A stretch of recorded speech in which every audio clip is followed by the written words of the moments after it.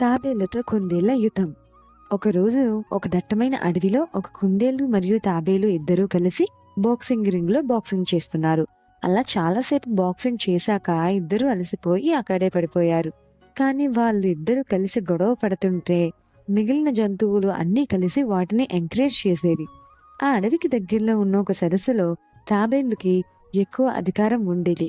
తాబేళ్లు నీరు తాగిన తర్వాత మాత్రమే కుందేళ్లు నీళ్లు తాగేవి.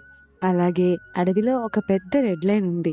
ఆ రెడ్ లైన్ దాటే కుందేలు రాకూడదు అనే నియమం ఉండేది. ఒకరోజు కుందేలు అడవిలో ఆహారం కోసం వెతుకుతూ ఒక ఎర్ర మిరపకాయ తిన్నింది. దాంతో కుందేలుకి బాగా దాహం వేసింది. వెంటనే కుందేలు వెళ్ళి సరస్సులో నీరు తాగింది. కుందేలు నీరు తాగడం చూసిన తాబేలు వెంటనే తమ నాయకుడికి చెప్పింది. అడవిలో వెంటనే కుందేళ్లు మరియు తాబేళ్లు సమావేశమయ్యాయి. తాబేళ్ల నాయకుడు, ఈరోజు మీరు అన్ని హద్దులు దాటేశారు. ఎన్నిసార్లు చెప్పాము, కేవలం సాయంత్రం లేదా ఉదయం మాత్రమే నీటిని తాగాలి, అది కూడా మా తాబేళ్లు అన్ని తాగాక మాత్రమే తాగాలి అని. అయినా కూడా మీ తెగలోని కుందేలు ఈరోజు మా పర్మిషన్ లేకుండా నీళ్ళు తాగింది.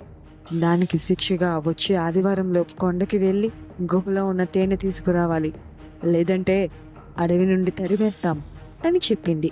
దాంతో కుందేలు నాయకుడు, చిన్నపిల్ల ఏదో తెలియక చేసింది, ఈసారికి క్షమించండి అని వేడుకుంది.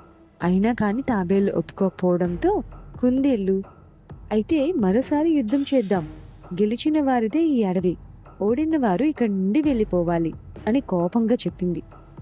తాబేళ్లు కూడా, అయితే ఆ వచ్చే ఆదివారం నుండే యుద్ధం స్టార్ట్ అవుతుంది అని చెప్పి వెళ్ళిపోయింది.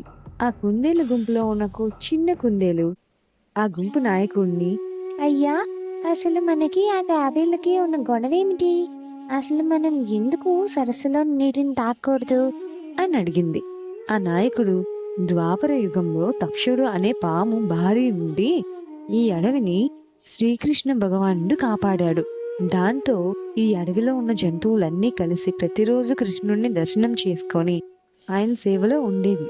శ్రీకృష్ణుడు కూడా ప్రతిరోజు అడవికి వచ్చి తన వేణుగానంతో అందరినీ మైమర్పించేవాడు. అలా ఈ అడవిలో జంతువులు అన్నీ కలిసి శ్రీకృష్ణుడికి గుడి కట్టి పూజించాలి అనే డెసిషన్ తీసుకొని అన్ని పనులు సమానంగా పంచుకున్నాయి. ఆ దేవుడి కృప వల్ల గుడి చాలా అద్భుతంగా వచ్చింది. ఒక మంచి ముహూర్తం రోజున జంతువులు పక్షులు కలిసి గుడిలో శ్రీకృష్ణుడి విగ్రహం పెట్టాలి అనుకొని ఆవులు జిరాఫీలు పూలు తెచ్చాయి. పక్షులు పూజకి కావలసిన సామాగ్రి తెచ్చాయి. కుందేళ్లు మరియు తాబేళ్లు కలిసి శ్రేష్టమైన నెయ్యి తీసుకురావాలి అనుకొని దూరంలో ఉన్న ఊరికి వెళ్ళి అక్కడ ఉన్న నెయ్యి తీసుకుని వస్తుండగా కుందేలుకి బాగా నిద్ర వచ్చి ఆ నెయ్యి డబ్బాని తాబేలుకి ఇచ్చి ఒక చెట్టు కింద నిద్రపోయింది. తాబేలు చాలా ఆలస్యంగా నెయ్యి తీయవడంతో ఆ భగవంతుడికి చేసే పూజ చాలా లేటుగా జరిగింది. దాంతో ఆ రోజు జంతువులన్నీ కలిసి కుందేలు చేసిన పనికి పూజ సరైన టైంకి జరగలేదు అని ఆ భగవంతుడు అందరిపైన కోపంతో ఇంకా అడవికి రాడు అనుకొని ఆ కుందేలును అడవి నుండి బహిష్కరించారు. కుందేళ్లు అన్నీ కలిసి జరిగింది చెప్పి వేడుకోవడంతో జంతువులు అన్నీ కలిసి కుందేలుకి మరియు తాబేలుకి ఒక పోటీ నిర్వహించాయి.